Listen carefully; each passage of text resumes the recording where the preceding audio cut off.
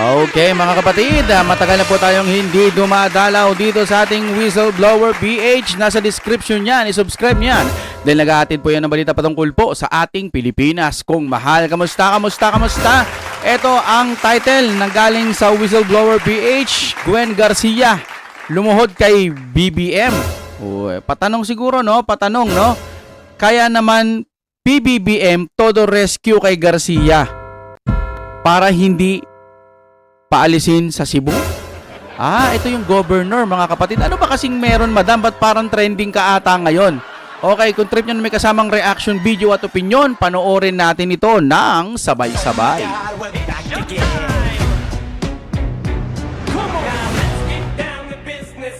Eto na syempre, hatid po sa inyo ng Fiverr ni Juan. Kapag kababagal ang inyong internet, magpalit na kayo mga kapatid. Baka available na po yan sa inyong lugar, ang Fiverr ni Juan. Kaya tawag na po mga kaibigan. Okay, i-play na natin. Ano meron? Karma is real. Governor Gwen Garcia nang yak-yak matapos isyuhan ng Office of the Ombudsman ng suspension dahil sa illegal na pagbibigay ng special permit sa Shalom Construction Incorporation. Political analyst kinastigo si Garcia. Special permit. Kakaiba, social na social pakinggan, special permit. Anong meron doon? Matapos isisi na naman sa mga Duterte ang pagpapakasong ito. Lahat naman wala namang bago Kumbaga hanggat maaari kung maisisisi sa Duterte ang may kasalanan. Ganun naman no? Di ba?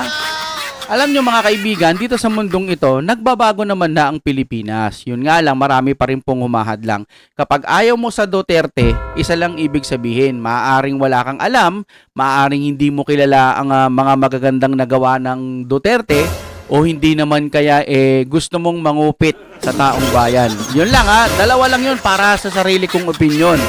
Ulitin natin, maaaring hindi mo alam yung mga nagawa ng mga Duterte, di mo kilala yung mga mabubuting gawain nila o nalalasong ka lang, yung mga ganon.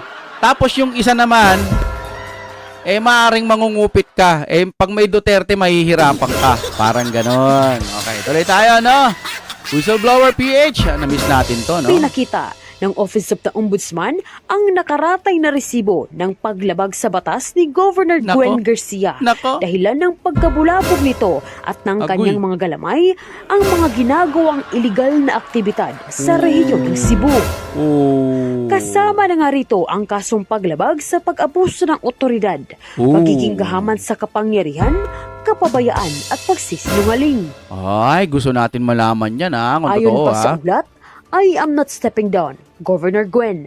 Garcia is not stepping down despite the preventive suspension order issued by the Office of the Ombudsman against her, as it was issued in violation of law, such as Section 62 of the Local Government Code, which provides that no preventive suspension order shall be imposed within 90 days before the election. Under Section 261 of the Omnibus Election Code, it is an election offense to suspend local elected official without prior approval of the COMELEC, which is the case with the governor's suspension. Moreover, Section 15, Rule 5 of COMELEC Resolution number 11059 explicitly requires prior written approval of the COMELEC for the implementation of any suspension order against local elected official. Ombudsman's orders, preventive suspension order of Cebu Governor Gwen Garcia. The Office of the Ombudsman has ordered preventive suspension of Cebu Governor Gwendolyn F. Garcia following an administrative complaint filed by Moses Garcia de Parin.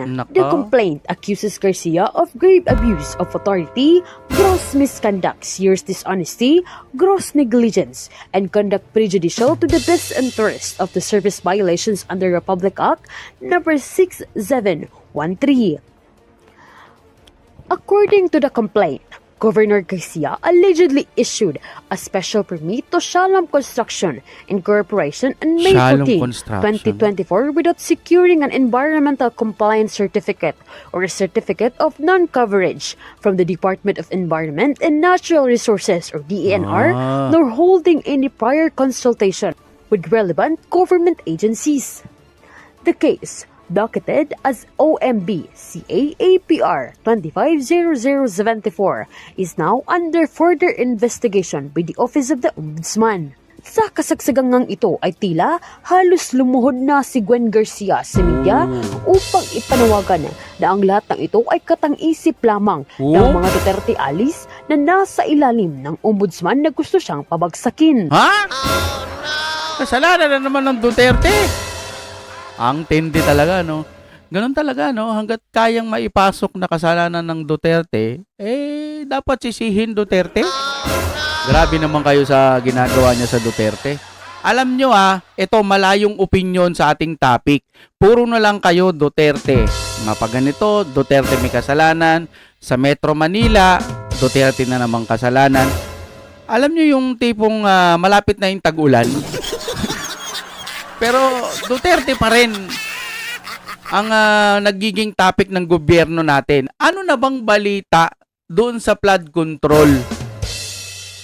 Magtatag-ulan na naman. Duterte pa rin.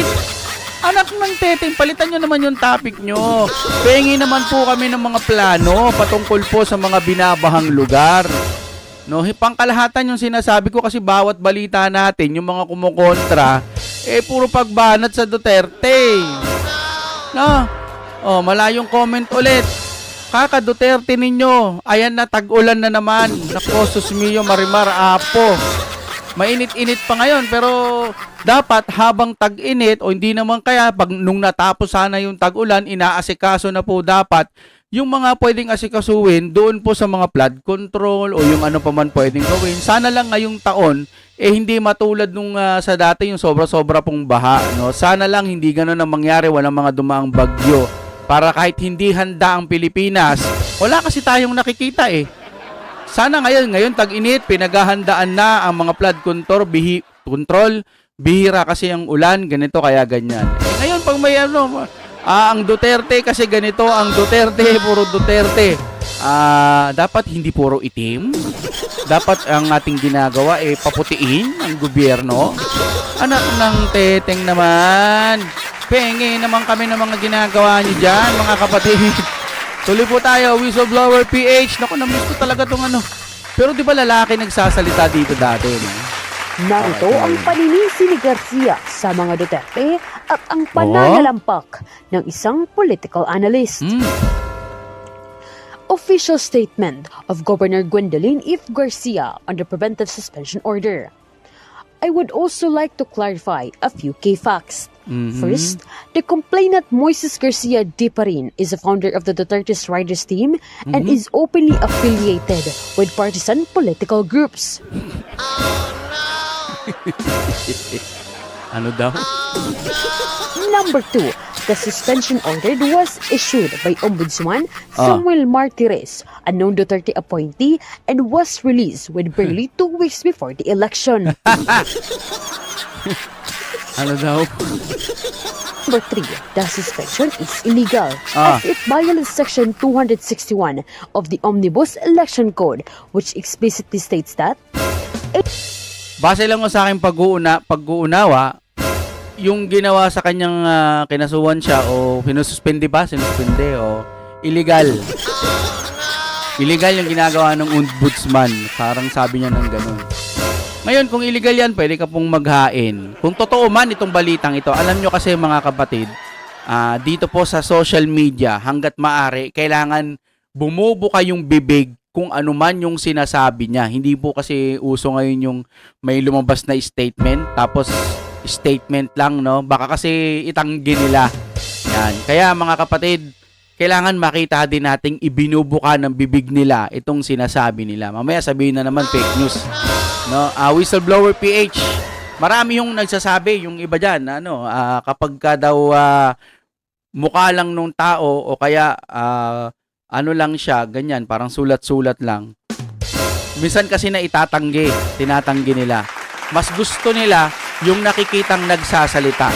Kahit nga nakikitang nagsasalita, baka sabihan pang AI Ganun po katindi ang gobyerno ngayon. Kaya sa susunod, hanggat maaari, kahit ABS-CBN pa to, yung nilabas na to, halimbawa lang kahit ito pa yung pinakamatibay na kilalang newscaster, kasi pag nagkamali din sila, sinasabi din nila baka mali yung source. Ito'y hula ko lang, base lang sa sarili kong opinion. Kaya tayong mga vlogger, hanggat maaari meron tayong ipinapakitang nagsasalita. Dahil hindi talaga sila lugi tayo sa mga newscaster. Kapag nagkamali ang mga newscaster sa mainstream, sasabihin nila, baka nagkamali lang yung source, tas mag-update lang sila. Pero pag vlogger, kahit minsan totoo pinapakita mo, kailangan patunayan mo ng patunayan. Ganun po sila mga kapatid. Tuloy tayo. Any public officials who suspends any elected provincial city, municipal, or barangay officer without prior approval of the commission shall be guilty of an election offense. This applies during the official election period, which for the May 2025 election runs from January 12 to June 11, 2025. COMELEC Resolution Number 10902. No COMELEC approval was secured prior to the issuance of this suspension. Number 4. The special permit in question was issued only out of necessity to address a critical water shortage affecting Cebu City and 7 other LGUs. This was done in full coordination with DENR, EMB, the affected LGUs, and with Sangguniang approval after the province was declared under state of calamity. Game of Traitors. Governor Gwen's hard lessons. About 7 days ago, Cebu Governor Gwen Garcia proudly hosted PBBM and Cebu Provincial Capital in a very exclusive meeting with Visayas governors. That event surely looked like a bold statement that Governor Gwen Garcia is a very strong ally and friend of Marcos family. Today, Yung ano na yan, yung Gwen na yan, kaalay pala talaga yun ng mga BBM, mga Marcos, Governor Gwen Garcia was handed a 6 months preventive suspension for a complaint of grave abuse of authority by the Ombudsman. What happened? Garcia was quick to point a finger against the Dutertes. She said the complaint was pro-Duterte and the Ombudsman was the Duterte's appointee. What a shallow reasoning. Duterte na naman Lagi yung tatandaan. Pagka may nangyayari mga suspinde dun sa taga-kabila, baka Duterte na naman daw may kasalanan. Ay palike ng ating video mga kapatid, ang mga kapwa natin nagmamahal sa ating mga Duterte. Alam nyo naman, tulong-tulong po tayong ikalat din tong mga video na to kasi napaka-importante. Subscribe niyo yan ng ating Whistleblower PH. Ayan po mga kapatid, masasabi ho natin na talagang taga-suporta rin ho yan dati ni PBBM. Pero ngayon parang nanlalamig na rin siya. At mukhang nakikita niya anong nangyayari, ba't hindi man lang kayang ipagtanggol. Mga ganun si Vice President Sara Duterte. Gano'n naman talaga no? Kasi nakita natin talagang magkasabay yung dalawa Talagang nagtulungan yan para po sa bagay. Malaki ang naitulong ni VP Sara kay PBBM kaya nanalo. Sana man lang Mr. PBBM, magkaroon ka naman ng kahit utang na loob. Wala po tayong galit sa presidente, wala tayong kahit anong hate. Ang sa atin lang tanawin mo namang utang na loob yung pagkapanalo mo sa mga Duterte. Kung di dahil sa Duterte, kahit pa paano hindi madadagdagan yung boto mo. Kahit sabihin mo pa na kung di dahil sa akin nga, diba, nadaya ka nga ata, di umano, sabi mo, no? Nadaya ka nga ni Lenny. Ito mga kapatid, kung di dahil sa Duterte, talo ka sana. Base lang ho ito sa opinion ko, no? Kaya sana man lang kabutihan din ang ibalik mo sa mga Duterte. Hindi lang sa paggawa ng kabutihan para sa Duterte, kundi para sa bayan. Dapat mahalin mo yung mga taong bayan. Hindi yung mahal mo lang pero wala naman nakikita tayong ginagawa. Meron ba? Uulitin ko yung flood control. Flood control, malapit na namang umulan.